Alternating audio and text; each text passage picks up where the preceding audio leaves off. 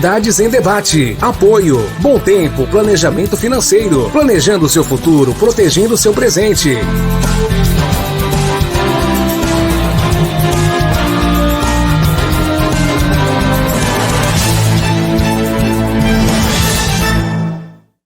Você tem um sonho?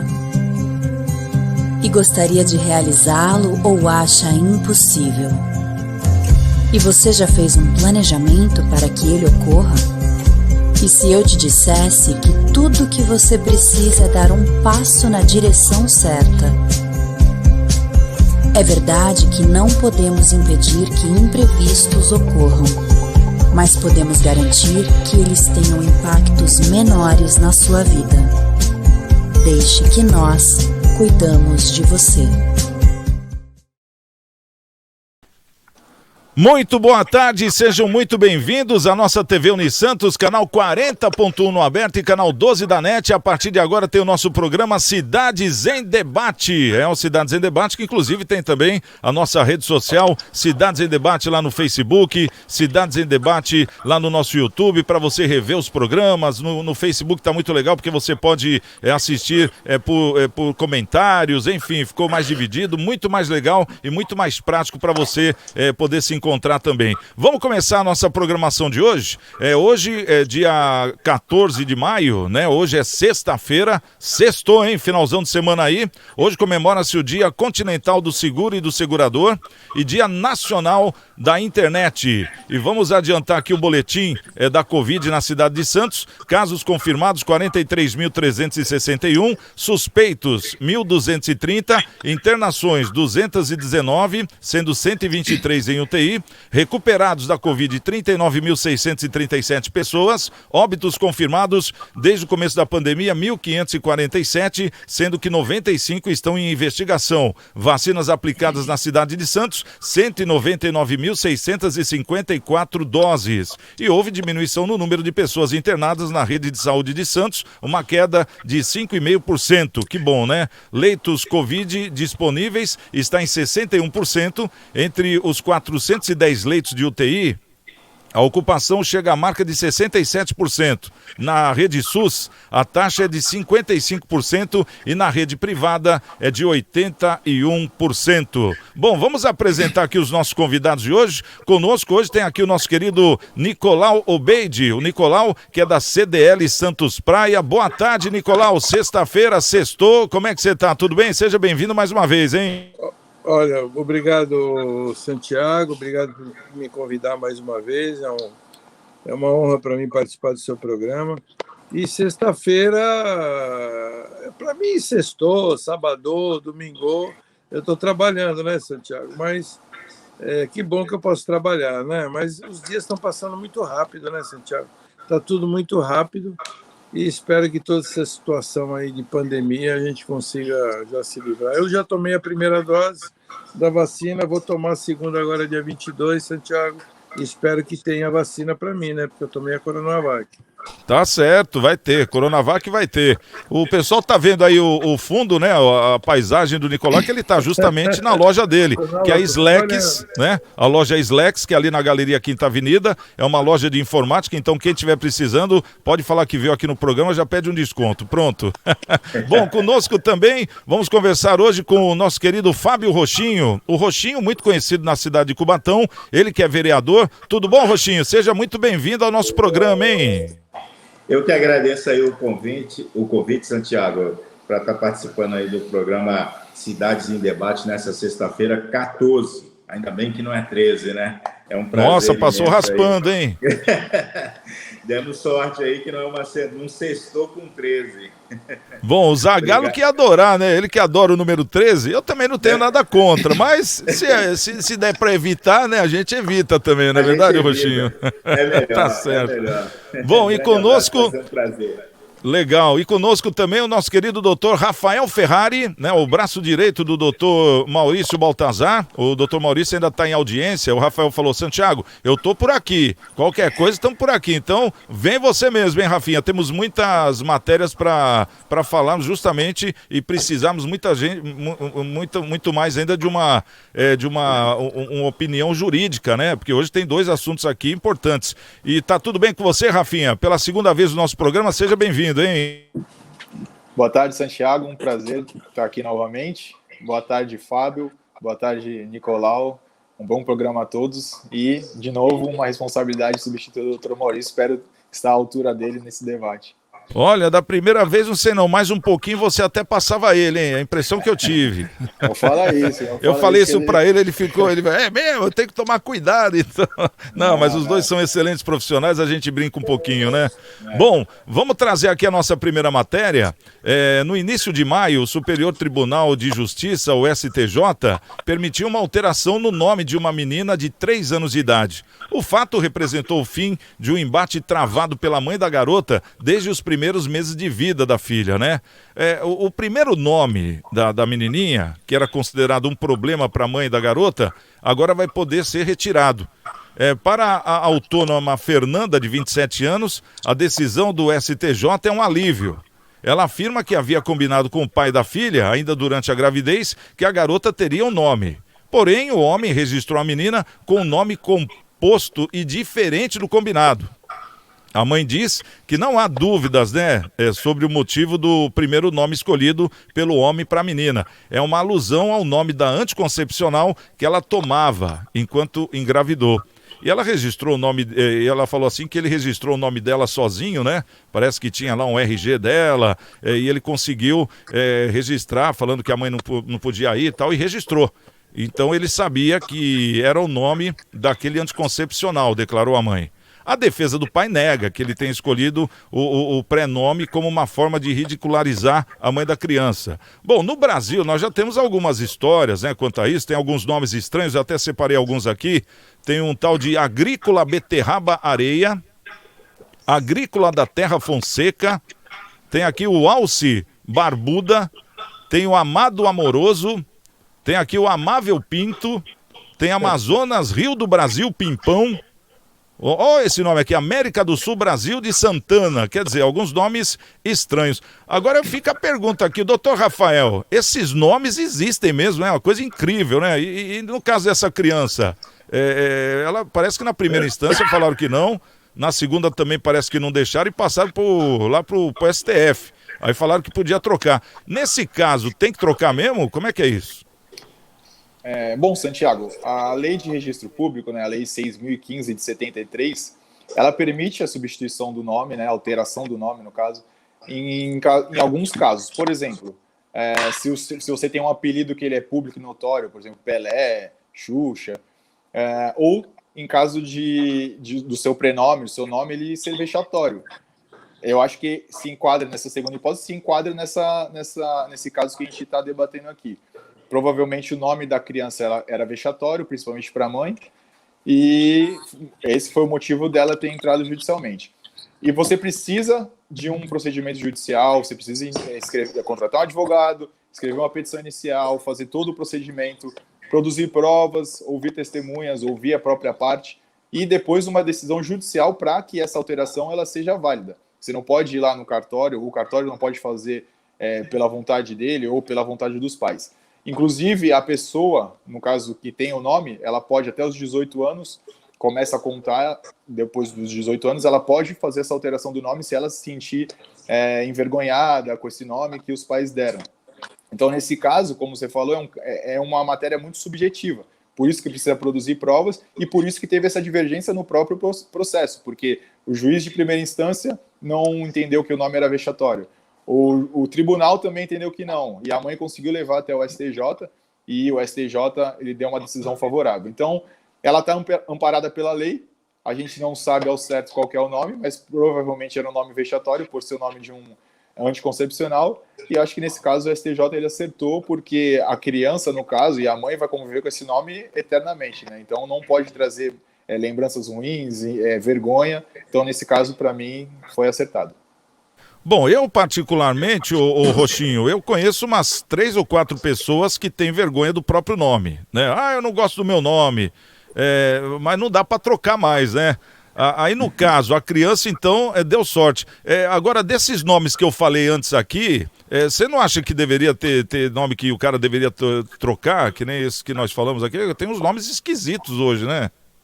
Ô, Santiago, não dá nem para considerar como nome, né? Isso é um palavrão no meu ponto de vista, porque agora fica até refaço aqui uma pergunta para o doutor Rafael, mas existe hoje, se eu não me engano, já os cartórios podem já ali de pronto proibir, né, esses tipos de nomes assim que alguns pais aí tentam colocar em seus filhos, né? Se eu não me engano, já existe algum impeditivo ali na hora que o cartorário ali, na hora que for fazer o registro, já proibiu. É verdade isso ou não, doutor Rafael? Olha aí, doutor Rafael, uma pergunta para você, porque inclusive nesse caso também, a mãe tentou ir lá no cartório, tentou trocar, e daí a pessoa do cartório falou que não podia. Aí não pode, né, o doutor, ou pode mexer? Não, então, como eu falei, para trocar, aí precisa de uma decisão judicial. Nesse caso, realmente, tem nomes ali que não podem nem ser considerados nomes, né? E aí o cartório, ele poderia, no caso, não permitir, porque seria um nome que, obviamente, expor ao ridículo, e posteriormente a pessoa, a criança ou a mãe ou algum familiar iria querer movimentar a máquina do Poder Judiciário por uma coisa que poderia ter sido evitado antes. Mas nesse caso do anticoncepcional, acho que segundo até o Santiago falou, tem alguns anticoncepcionais que têm o nome de mulher.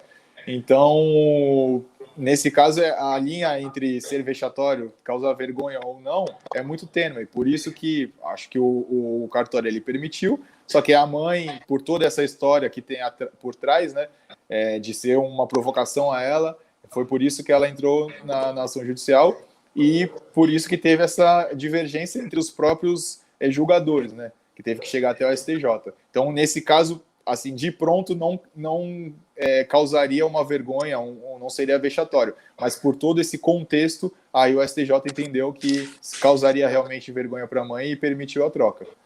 É complicado. Ô Nicolau, e o laboratório foi consultado também, porque parece que a menina tomava regularmente lá o tal da anticoncepcional, tanto que até o namorado, né, via ela tomando todo dia, ele comentou isso.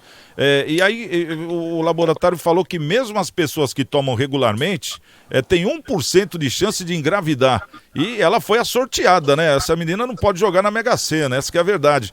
Mas como é que você vê esse negócio aí de mudança de nome? Porque parece que quando a pessoa muda de sexo, hoje pode também, né? Mudar de nome? Não sei, eu nunca pensei nisso não, viu, Santiago? Por enquanto ainda não. Mas você daria uma bela mulher, hein? Não sei. Não, ia ser feio. Sou narigudo, ia ser mulher feia pra caramba. Ô, Santiago, eu estava até dando uma olhada nos nomes que vocês estão falando. Tem até nome de Daiane, tem Nordete, eu não sei qual era o nome. E não sei qual é o nome da menina, nem pesquisei, vou dar uma pesquisada, depois eu falo. Mas, assim, nomes esdrúxulos, eu sei que de uns anos para cá os cartórios têm impedido, né? Eu já vi, antigamente nós tínhamos um jornal, a Tribuna, aquela tribuninha, não sei se você lembra, nós tínhamos nomes diferentes. Eu cheguei a ver até 1, 2, 3 da Silva 4, tinha nomes, assim, totalmente esdrúxulos, que eu não sei nem como é que a pessoa pode... Mas recentemente, há muitos anos atrás, eu conheci uma pessoa que tinha um filho, já era adulto, 18 anos, aí chamava ele de Dean. Eu nunca questionei o nome. Aí eu falei, mas por que você deu esse nome para o teu filho, Dean, né? Eu já tinha 18 anos, o moleque. A Dean, aquele artista de cinema lá, aquele do cinema, aquele que morreu. O James Dean, punha Dean porque era a forma que escrevia. Então, esse tipo também de copiar nome de artistas, né? E misturar nome de artistas também tem. Eu tive uma funcionária com nome misturado como é que era? Era Michael J. Michael Douglas. Era alguma coisa assim, eu não lembro o nome agora, eu vou lembrar, depois eu falo. Mas assim, então tem pessoas que colocam propositalmente, que às vezes são fãs de algum artista e faz uma mistureba, né, de nome. Mas no caso dessa menina aí, vamos falar mais específico nesse caso, é um caso bem típico de... Ele quis ser grosseiro com a moça, né? E que ela deve ter alegado para ele que a anticoncepcional falhou, e eles quiseram colocar esse nome por uma questão de demérito, não por uma questão de que gostava do nome, achou o nome bonito. E a menina ou a mãe quis trocar e trocou o nome. Eu acho que é bem justo isso. E eu acho que se a pessoa também não se sentir bem com o seu próprio nome, eu acho que ela tem que ter o direito, quando ela crescer, quando ela se tornar mais velha, independente de sexo, de mudar de sexo, a pessoa troca o nome. E aí ela não gosta. Eu conheço pessoas que se chamam de um jeito e adotam um outro nome, ou adotam um segundo nome. Eu, por exemplo, meu nome é Nicolau Miguel, né? Eu, quando era moleque, tinha muita gente que chamava de Miguel, Miguelzinho, em função do meu pai. E eu vou te ser sincero, eu às vezes não gostava do meu nome, porque brincava, piadinha. Hoje não, hoje eu sou tranquilo com o meu nome, Nicolau. Eu acho que é um nome forte, você fala, aqui está no telefone, toca o telefone, quem é? O Nicolau. Pronto, a pessoa já sabe quem é. Então, isso é tudo uma questão do sentimento da pessoa em relação ao nome. Se a pessoa tiver um sentimento do nome que lhe incomode, eu acho justo, troca o nome, não tem problema algum. Porque a vida, nós temos uma só, Santiago, e a pessoa tem que ser feliz, né, com aquela vida que ela tem com o seu nome. Eu entendo dessa forma. Tem que se sentir bem, tá certo, tá aí.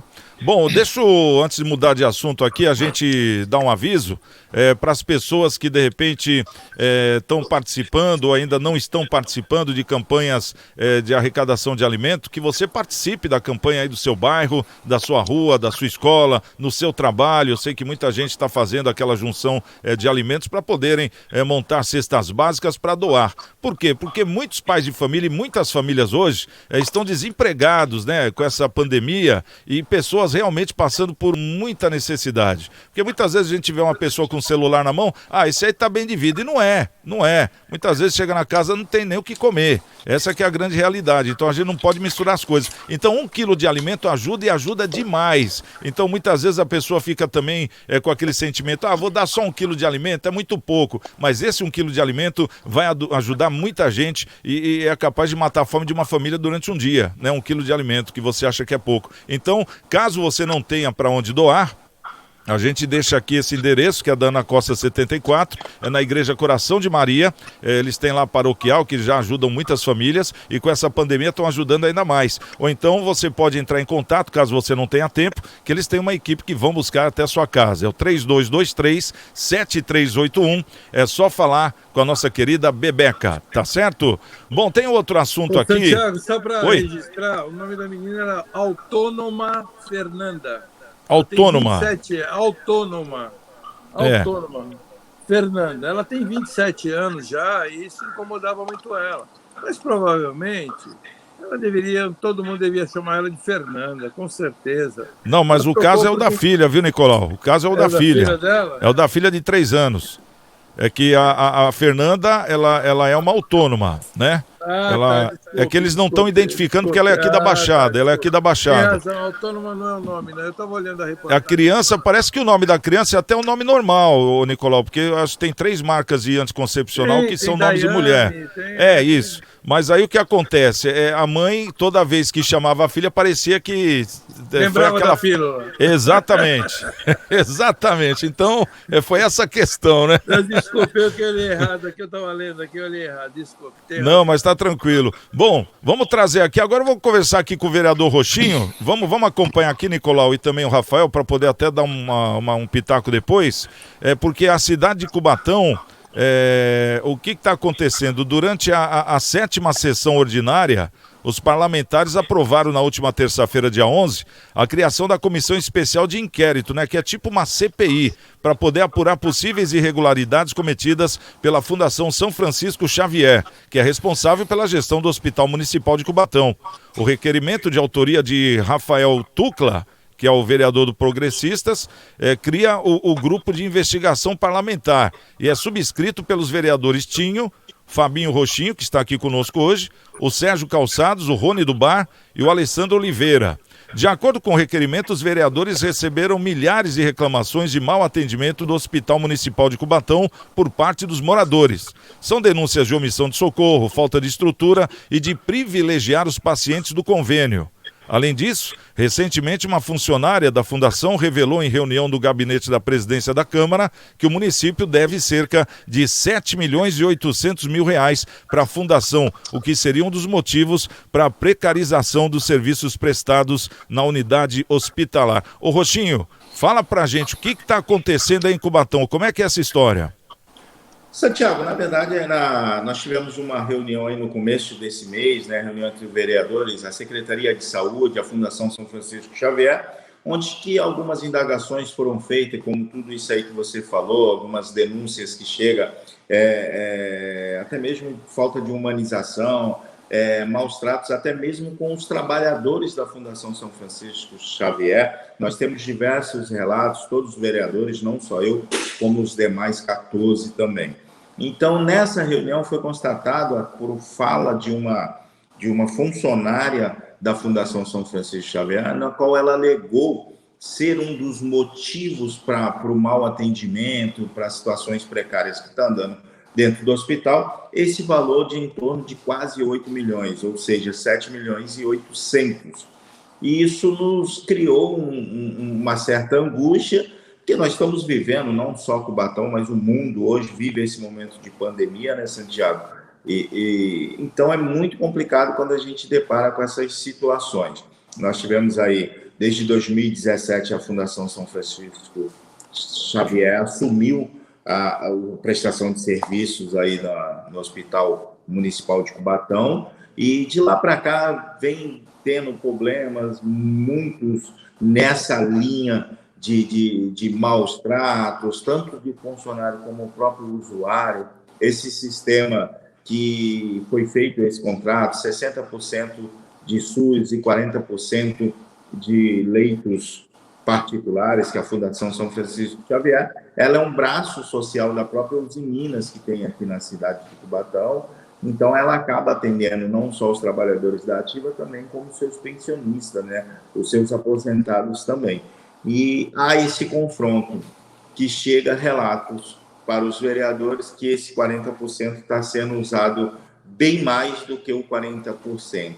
Então, foi deliberado aí. No primeiro momento, havia a possibilidade da SEI ser assinada pelos 15 vereadores, mas na última terça-feira, como você colocou aí na 7ª sessão ordinária, dia 11/5 deste ano, aí, apenas 6 foi assinada, encabeçada pelo vereador Rafael Tupla, né, do PP, por mim, o Alessandro, o Sérgio Calçados, o Tinho, que é o Marcos Roberto, e o Rony Dubá, onde nós assinamos e foi aprovada no plenário da Câmara.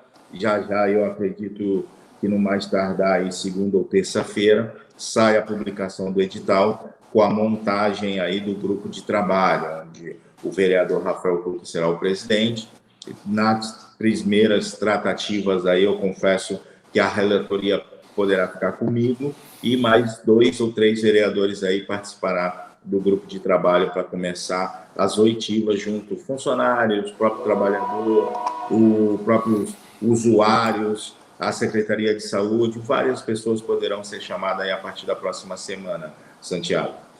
E aí, no caso, Rochinho, qual que é a intenção de vocês? Vocês vão começar por onde essa fiscalização? Porque tem esse débito também, vocês vão cobrar da fundação o atendimento, vocês vão cobrar da prefeitura o não pagamento, como é que é a intenção? Qual a intenção de vocês agora? No primeiro momento que discutimos aí nas reuniões no começo do mês, onde chegamos à conclusão de abrir a SEI, chamar a própria fundação para que ela explique, ela como uma fundação de fins, né, sociais, aí, ter esse déficit de 7 milhões e 800. Como conseguiu operacionalizar o contrato de Cubatão, né? Como que ela conseguiu? Esse será um dos primeiros caminhos a serem tomados. É chamar a direção, depois a Secretaria de Saúde, porque, para todos entenderem, Santiago, a Fundação fala que tem essa questão financeira pendente. A Secretaria de Saúde alega que não tem essa dívida com a fundação. Então, a gente precisa saber quem está errado nessa história aí. Então, o caminho vai começar nessas questões aqui desse valor de 7 milhões e 800, verificarmos se existe mesmo essa dívida ou não e por que existe, o que originalizou essa dívida, né?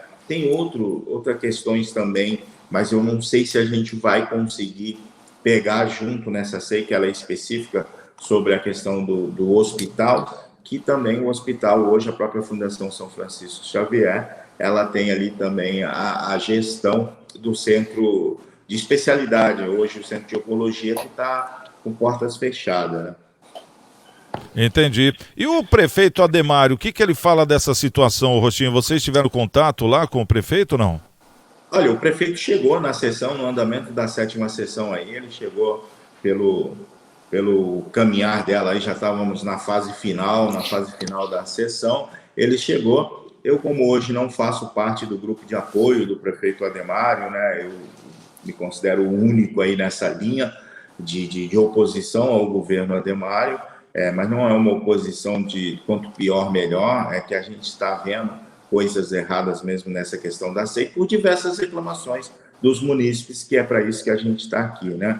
Há relatos que ele não ficou muito contente com a abertura dessa SEI, Santiago. Não ouvi da pessoa dele, mas houve, o pós-sessão foi prolongado aí até altas horas da noite, discutindo o porquê dessa SEI. Bom, e uma outra situação que eu tive acompanhando também, que aconteceu na cidade de Cubatão, que está nos jornais, nos grandes jornais de circulação aqui da nossa Baixada e nos grandes portais também, a situação da merenda.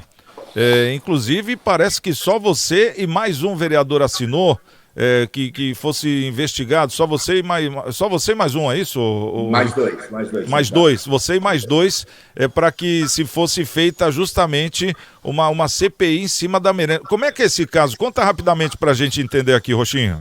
Na verdade, Santiago, a gente fomos surpreendidos aí com os pareceres que foram pareceres do COMAI, que é o Conselho Municipal de Alimentação Escolar, que acompanha toda essa questão de nutrição aí, de acompanhamento da merenda escolar do nosso município, agora nesse período de pandemia, transformando a merenda em próprias kits de cesta básicas, né, para fornecer para as crianças da nossa unidade aí municipal de ensino, toda a nossa rede pública.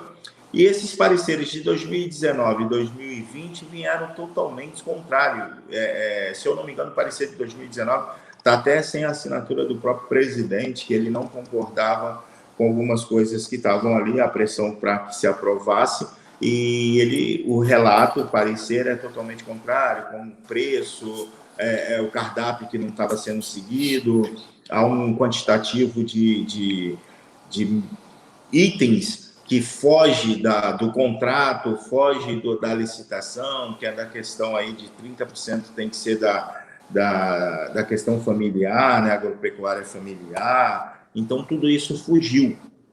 E com esses pareceres, o próprio COMAI encaminhou para a Polícia Federal, para os órgãos competentes aí, para estar fiscalizando, e já começou você mesmo aí comentou que está em todos os portais, está em todas as redes de imprensa aí da região, e até mesmo a nível nacional aí tem acompanhado esse caso. Então, com isso, eu também fiz uma proposta de abrir uma comissão especial de inquérito para verificar, chamar o pessoal do Conselho, a secretária de Educação, todo o pessoal envolvido, o departamento de merenda escolar, para todo mundo ser ouvido também, que poder até contribuir com essa investigação a nível federal, né?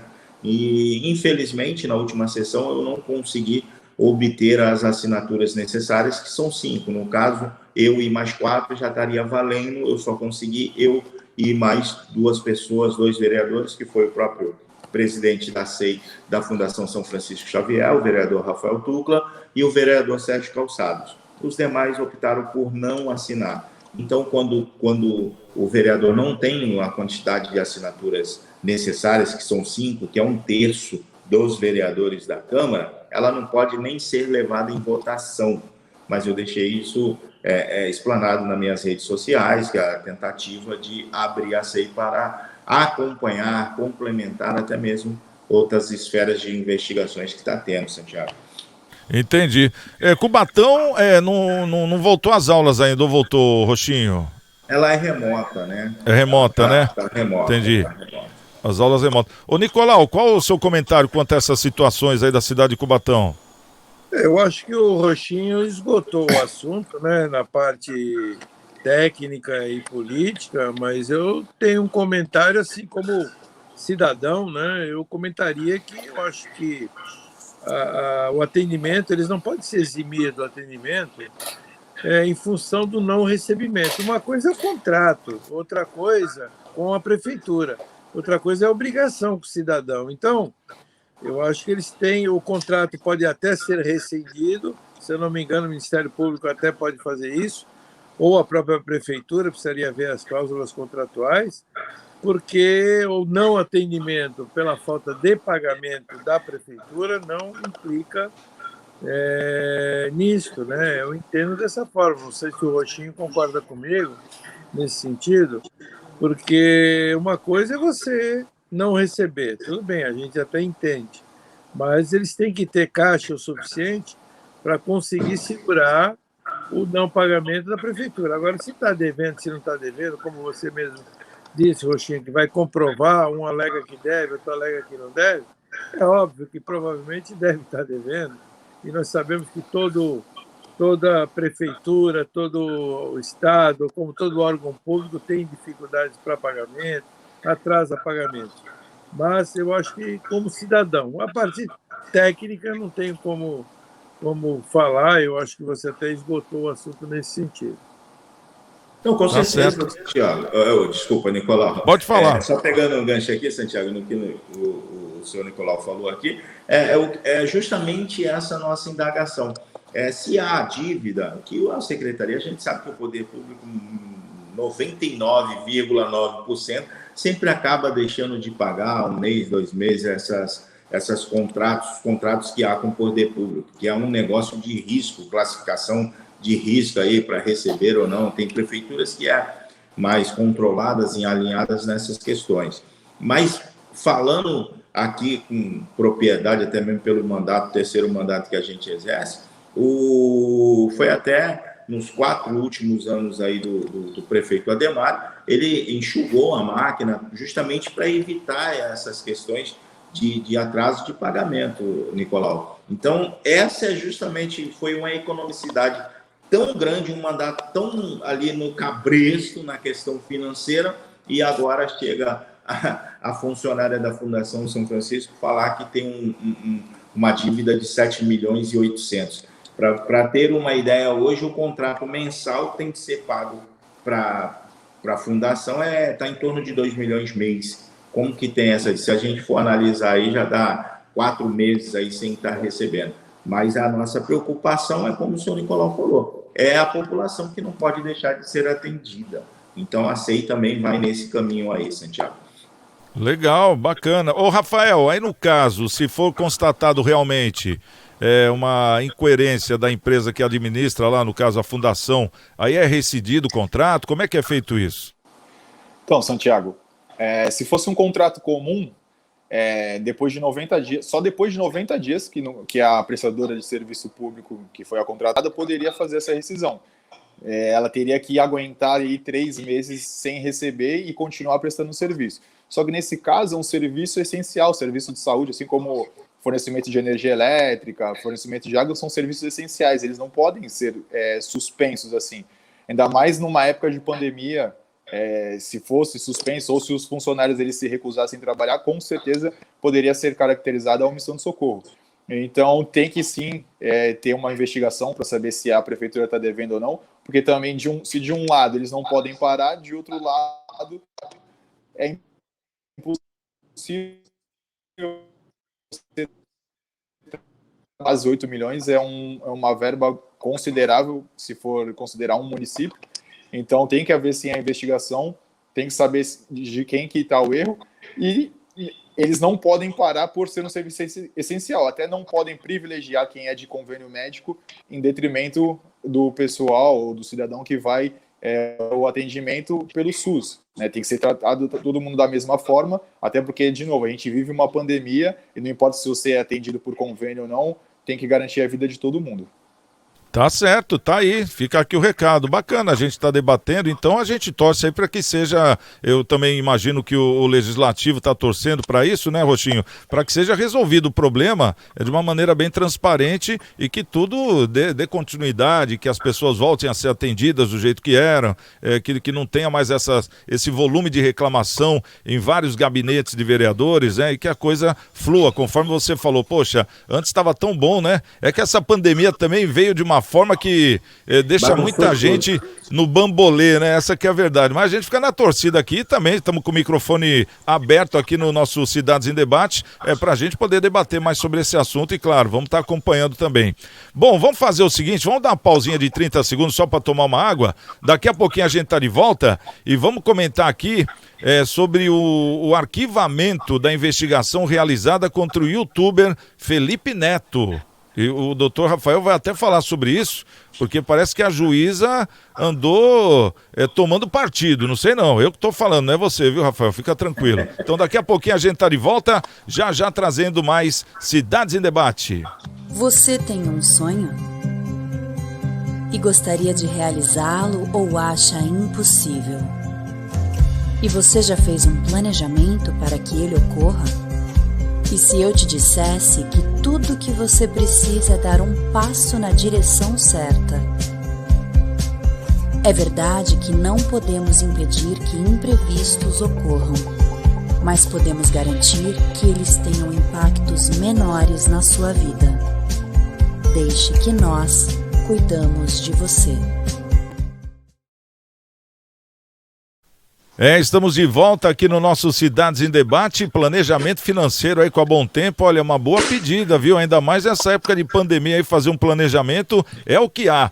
Bom, vamos dar um toque para todo o pessoal que está nos assistindo também, que temos as nossas redes sociais, Cidades em Debate no Facebook, onde você pode ter por assuntos, onde você pode assistir os programas na íntegra também, né? Só ir nos títulos, e também no nosso YouTube, Cidades em Debate, para você participar. Ou então o nosso WhatsApp também, para você entrar em contato conosco, é o 99603-1485, tá certo? Bom, vamos trazer aqui uma notícia que o Brasil todo acompanhou, né? A Justiça do Rio de Janeiro determinou na última quarta-feira, anteontem, o arquivamento da investigação realizada contra o youtuber Felipe Neto, após ele ter chamado o presidente Jair Bolsonaro de genocida.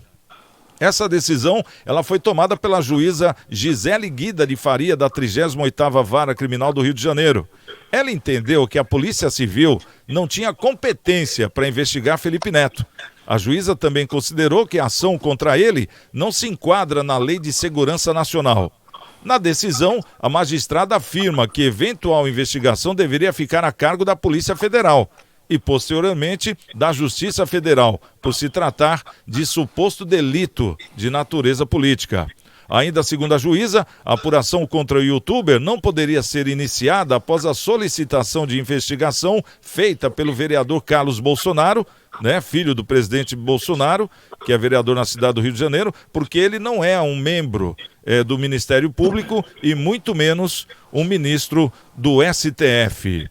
Ô Rafael, fala pra gente aqui, como é que você analisa essa, vamos dizer assim, essa ação, essa canetada que a juíza deu e arquivando, né, essa investigação realizada contra o Felipe Neto? Rapidamente, Santiago, só para o telespectador entender. Se fosse um crime comum, como é que funciona? Qualquer cidadão pode comparecer a uma delegacia e fazer uma denúncia. Pode até levar provas para o delegado, no caso. E aí o delegado ele vai analisar se essa denúncia é pertinente ou não. Ele vai fazer uma investigação rápida para ver se realmente tem indícios de que essa denúncia ela é verdadeira. Se houver indícios, se o delegado entender que é caso de abertura de inquérito, ele vai abrir um inquérito policial para poder investigar esse fato mais a fundo. E aí é feita uma série de provas, produção de provas, ouve-se testemunhas, ouve um monte de gente, até o próprio investigado. E no final, se ele entender que é cabível, ele faz o indiciamento. Os autos desse inquérito policial vai para o Ministério Público, no caso é o estadual, e ele analisa a pertinência de oferecer a denúncia ou não. Nesse caso, a juíza ela entendeu que não era competência da Polícia Civil, não era um crime comum, era um possível crime político, E por isso não seria competência da Polícia Civil, nem do Ministério Público Estadual, fazer eventual denúncia ou investigação. Só que tem um dispositivo legal que, salvo engano, é o artigo 59 do Código Penal, que diz que em qualquer auto de inquérito ou auto de processo judicial, se o juiz ele tomar conhecimento de eventual crime ou suposto crime ou algum indício da prática de crime, ele tem a obrigação de remeter os autos ou cópias dos autos para o Ministério Público para que seja investigado. Nesse caso, eu entendo que a juíza ela poderia ter remetido esses autos judiciais para a Polícia Federal ou para o Ministério Público Federal para que houvesse a abertura do inquérito e a investigação do Felipe Neto. Porque, querendo ou não, ele tem uma voz muito grande nas redes sociais, né? Milhões e milhões de seguidores, então ele teria que ter um pouco mais de responsabilidade com o que ele fala. Se o Bolsonaro é genocida ou não vem ao caso aqui, mas acusar um presidente da República em rede nacional, sabendo que você é seguido e às vezes até fortemente por muita gente, né, por milhões de pessoas, é uma irresponsabilidade que deveria ter sido sim investigada, independente se é o Bolsonaro, ou se é o Lula, ou se é outra pessoa que está na presidência da República. Tem que ser investigado porque a figura do presidente da República ela teria que ser respeitada. Então, eu acredito que a juíza ela poderia ter remetido os autos para a Polícia Federal ou para o Ministério Público Federal. Ela não o fez porque ela entendeu que não havia crime. Mas nada impede no caso, o vereador Bolsonaro, ele fazer um pedido para o Ministério Público Federal, na pessoa do Procurador-Geral da República, ou até mesmo para o STF, para que faça a investigação, porque se o procurador ou o STF entender que é cabível, vai fazer essa abertura de inquérito. O problema é a tensão que existe entre a família Bolsonaro e o STF e o Ministério Público Federal. Eu acredito que se o vereador fizesse esse pedido, por questões políticas, ele não seria atendido. Então, ele fica meio de mãos atadas, porque se, por um lado, ele não tem competência para fazer esse pedido de abertura de inquérito na Polícia Civil ou na Polícia Federal, de outro lado, mesmo que ele faça para a figura que seja competente, esse pedido não seria, eu entendo que não seria aceito, né? Então, fica uma situação muito complicada.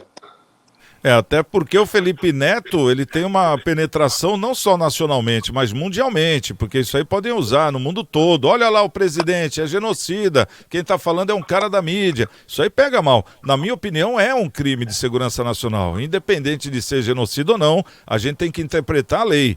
E aí, no caso, está na moda hoje em dia, né, Nicolau? As pessoas falarem, o Paraná é incompetente, né, para julgar o Moro. Agora a Polícia Civil é incompetente. Tá bom, mas aí, arquivou o processo, é isso? Se é incompetente, então dá andamento. Aí, no caso, acho que mais incompetente foi a juíza, de ter arquivado o processo em vez de passar para a Polícia Federal, já que ela disse que é a Polícia Federal que tem que tomar conta, então ela, como juíza, a obrigação dela, um mínimo, era fazer isso. Ou estou errado, Nicolau? Não, tá certo. Eu acho que teria que ver a competência de quem é e mandaria de volta para o Ministério Público e devia determinar que mandasse para sua competência. A Polícia Federal é que deveria investigar o fato. E esse Felipe Neto também, ele deveria estar sendo investigado há muito tempo, não só pelo fato do que ele chamou Bolsonaro de genocida, mas também pelos YouTube que ele posta em relação a crianças, né? Eu vejo uma conotação até de pedofilia ali nas postagens dele, né? Porque eu acho bem próprio. Mas como, né, eu sou de outra geração, né, ô Santiago, eu fico até meio espantado com as pessoas acharem natural as coisas que ele fala sobre sexo e etc. Eu não gosto dele, eu acho ele sem graça, eu acho que ele não é apropriado as conversas que ele tem com crianças, porque, afinal de contas, ele fala para crianças também de 8 anos, 10 anos, 12 anos, pré-adolescentes, adolescentes, e também ele tem uma obrigação pelos seguidores que ele tem de ter responsabilidade sobre as falas dele. Mas eu acho que mesmo arquivando o caso neste momento, eu acho que vai deixar ele um pouco esperto, né, para que ele, no futuro, tome muito cuidado, né? Porque ele estava muito solto, ele estava muito à vontade e achando que podia tudo, podia falar qualquer coisa, né? A juíza alegou liberdade de expressão. Eu acho interessante que liberdade de expressão nesse caso pode existir, mas no caso do outro deputado foi preso, né? Porque o Alexandre Moraes, O Daniel. achou, o Disseu, né? Que foi preso, que estava preso lá, que agora está com todo. O Daniel, o Daniel, deputado Daniel. Daniel que é do Rio de Janeiro, né? Isso. Então, ele por livre, então esse não tinha liberdade de expressão. Porque falou do STF. Se pode falar do presidente da República, não pode falar do STF. Quem é mais importante? Tudo bem que os juízes do STF eles não pensam que são deuses, né? Eles têm certeza disso, né? Talvez seja esse o problema deles. Mas a juíza alegou liberdade de expressão. Então, pode falar o que quer ou não se pode falar o que quer. Então, genocida, eu acho uma palavra muito forte. Você acusar uma pessoa de genocida, você está responsabilizando essa pessoa pelas mortes que estão acontecendo. Né? Nós tivemos aí alguns genocidas aí pelo mundo, que até hoje são falados, né? Como Hitler, como Karl Marx, como vários outros. Então, eu acho que ele deveria pelo menos responder um processozinho e pagar uma indenização para o presidente da República. Mas a juíza arquivou. Aqui no Brasil, assim, é muito difícil, né? Nós temos aquela expressão que o pessoal fala que bundinha de nenê e cabeça de juiz, a gente não sabe o que pode sair de lá de dentro. Tá? Complicado. Ô, Roxinho, fala pra mim aqui, você gostaria de fazer um stand-up ou não? Não leva o jeito. Então, eu acho que cada um no seu quadrado, né? Porque o outro menino lá, o Paulo Gustavo, que nos deixou há pouco tempo atrás, né? Pela Covid, você via que ele fazia as pessoas rirem e ele unia a direita e a esquerda na mesma piada e as duas davam risada do mesmo jeito. Eu acho que esse é o papel, né, do comediante, do cara do stand-up. Agora, no caso do Felipe Neto, eu acho que ele tá querendo apoiar o Hulk, né? Como é que você vê isso aí como político, Fábio? Eu vejo por duas situações, e vou seguir na linha aqui do Nicolau, aqui como pai que tem um filho de 10 anos, é proibido entrar no YouTube e assistir esse cara já pelo menos uns 3 anos na minha casa. Eu proibi meu filho de assistir esse rapaz, que era cada absurdo que ele falava, então a gente tem um combinado em casa que tudo que ele vai ouvir em YouTube ou jogos é o som aberto para a gente ouvir e estar acompanhando. Então, é inapropriado, né? As coisas então tem mais ou menos 3 anos que não se escuta esse rapaz aí, ele é muito polêmico e ele vive em situações assim de processos judiciais, que ele ofende as pessoas, é artista que entra, é umas coisas absurdas. E infelizmente, né, Santiago, hoje a internet, as redes sociais aí, ela é muito boa, mas também é muito...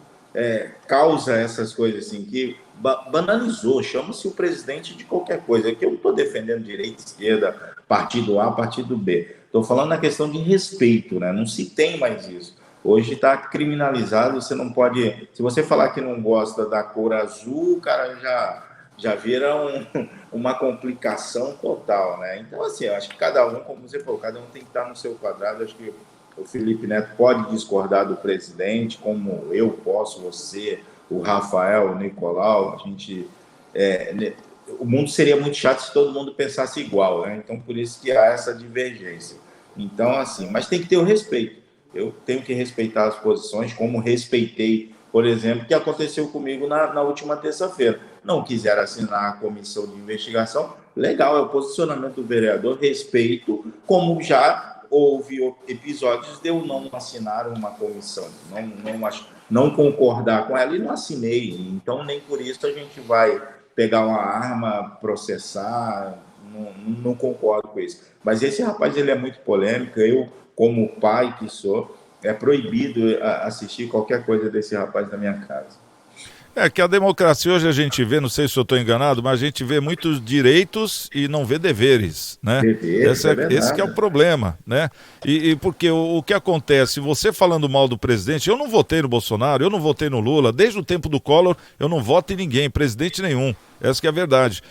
Mas, poxa, se ele é o número 1 do Brasil, foi colocado pelo povo de uma forma democrática, então é o mínimo que as pessoas têm que fazer. Seja o Lula, como foi respeitado, seja o Bolsonaro, seja a Dilma, enfim, todos os presidentes. Então é a questão da democracia. De você, não, tudo bem, ele foi maioria. Então vamos recolher aqui a carretilha. Pronto. Ele é o presidente do país, né, Santiago? Agora as pessoas não, elas veem só os direitos. Eu tenho direito de me expressar, mas não vê o dever do quê? De hierarquia, no caso aqui, né? De uma ordem nacional. Né? Então tá tudo muito banalizado. Aí a gente vê o STF fazendo o que faz, a gente vê hoje todos os tribunais fazendo o que fazem, porque estão vendo que tá tudo frouxo mesmo, né, Nicolau? Então vamos fazer o que a gente quer, o que a gente pensa.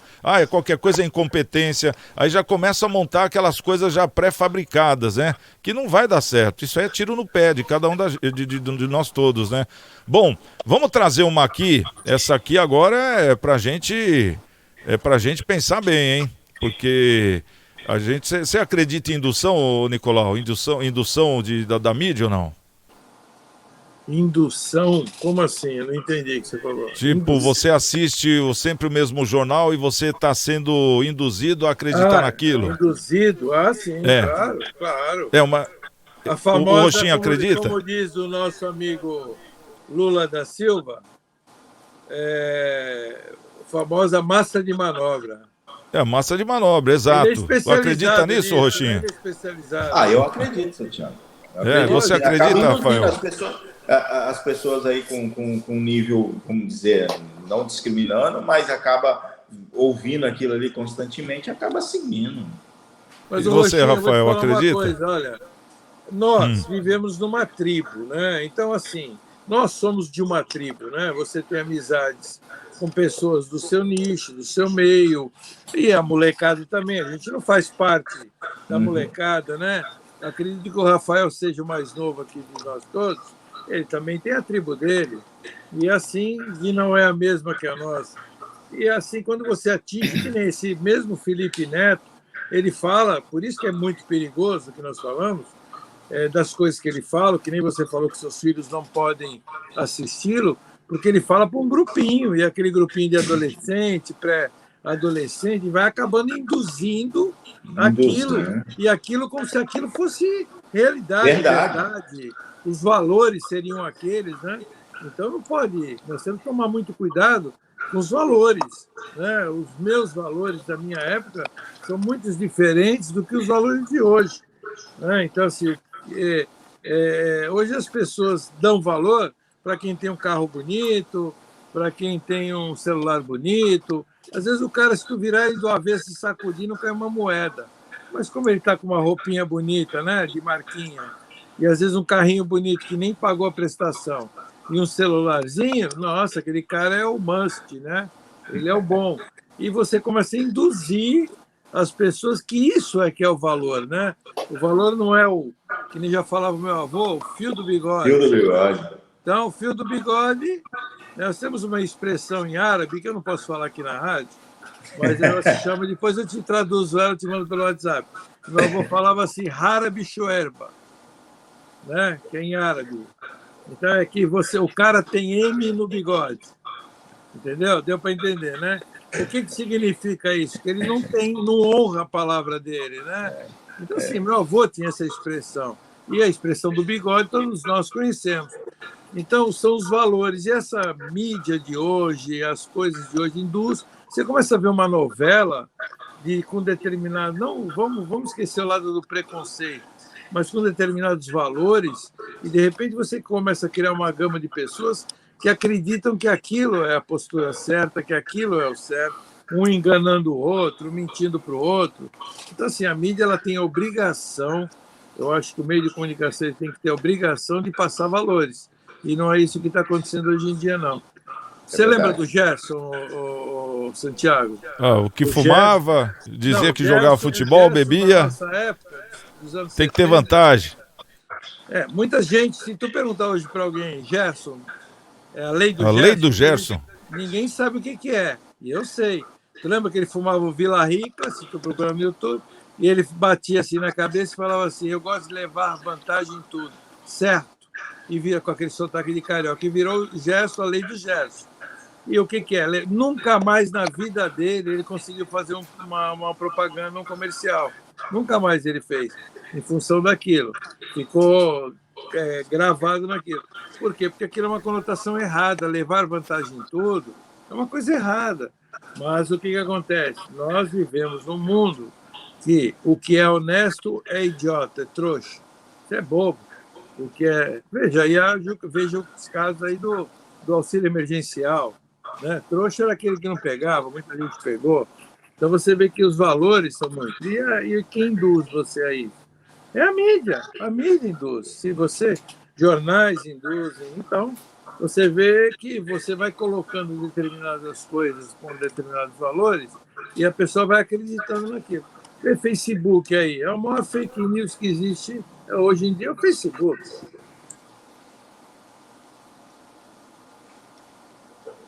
Oi, Nicolau. O Facebook, o maior... Ô, Rafael, e você, acredita nisso? Que as pessoas são induzidas através da mídia ou não? Santiago, eu acredito tanto que eu já não vejo televisão há muitos e muitos anos. Já sei lá, acho que a última vez que eu vi televisão foi na Copa do Mundo de 2014. De lá para cá eu só ligo a televisão em canal aberto para assistir Copa do Mundo ou debate da eleição. Eu não tenho nem TV a cabo em casa, tenho só Netflix, porque eu seleciono o que eu quero assistir. E eu vou filtrando as fontes, obviamente, para me manter inteirado. Eu vou filtrando as fontes, porque às vezes eu vou, sei lá, em casa de familiar, da minha mãe, da minha avó, que é costume deixar a Globo ligada. No começo da pandemia parecia que a gente ia morrer, que acho que metade da população do mundo ia morrer, porque eles só falavam de desgraça, que morreu tantos hoje, ou amanhã morreu mais tantos, e aí você, putz, tá todo mundo morrendo. Então acho que eles induzem muito a população, principalmente o pessoal com menos instrução, que não consegue filtrar de uma forma razoável as informações. Então, acredito sim, e justamente por isso que eu nem assisto em casa. Entendi. E você, Roxinho, como é que você vê essa questão aí de ser induzido através da mídia? É complicado, né? Como a gente está falando aqui, essa questão que acaba induzindo mesmo. O Rafael colocou aqui da questão da TV. Teve um determinado momento que eu optei, se eu assistir TV eu vou ficar deprimido, então eu optei não assistir, porque a gente começou, não vou aqui colocar o nome de emissoras, né, mas essa aqui está um pouco imparcial, mas hoje já está totalmente direcionado a um momento muito crítico. E como o doutor Rafael colocou, às vezes as pessoas menos informadas, né, com um nível assim, um pouco mais baixo, acaba se levando sim, Santiago, acaba sendo induzido a comportamento, como o Nicolau também colocou aqui, a comportamento, tomar direções que não é nem o que ela acha o correto, é porque o Felipe Neto falou, é porque a Glória Pires falou, é porque o William Bonner falou, é porque o Santiago Pérez falou, então acaba induzindo. E a gente que somos pessoas públicas tem que ter, eu falo por mim mesmo, no caso a gente tem que ter até ponderamento que fala, você acaba induzindo as pessoas. Então hoje está muito perigoso. E o Lula está falando que ele é honesto, que ele foi inocentado. Então assim, tem coisas que são complicadas. E as pessoas acreditam mesmo, brigam. Hoje tem uma rivalidade direita e esquerda, e o mundo está ficando complicado de se viver. Essa aqui é a verdade. Bom, deixa eu agradecer a presença de vocês aqui no nosso Cidades em Debate, o nosso querido doutor Rafael Ferrari, obrigado pela presença, viu, doutor? Vai tirar o lugar do doutor Maurício, hein? Manda um recado para ele, isso aí é notório, é notório. Obrigado pela Maurício presença. Doutor Maurício, meu mentor. Né, é imexível, imexível, tá certo. E eu comecei a trabalhar com ele assim que eu saí da faculdade, né? Então, ele que me ensinou tudo, então, não, ele aqui é o titular. Eu é o mentor, então aí não tem jeito, né? Aí não tem jeito. Doutor Maurício, mais conhecido como Temer. O Michel Temer. Bom, também o nosso querido vereador Fábio Rochinho, obrigado por ter aparecido, viu, Rochinho? E vamos conversar mais vezes aí, né? Trazer o que acontece na cidade de Cubatão, obrigado pela presença. E o Nicolau também. Nicolau, um abração para você, obrigado mais uma vez. E o nosso Cidades em Debate... O nosso Cidades em Debate fica por aqui e está de volta segunda-feira, 13h, aqui na TV Unisantos. Um ótimo fim de semana para todos vocês. Estamos com Deus e segunda-feira quem chegar primeiro, espero outro. Até lá.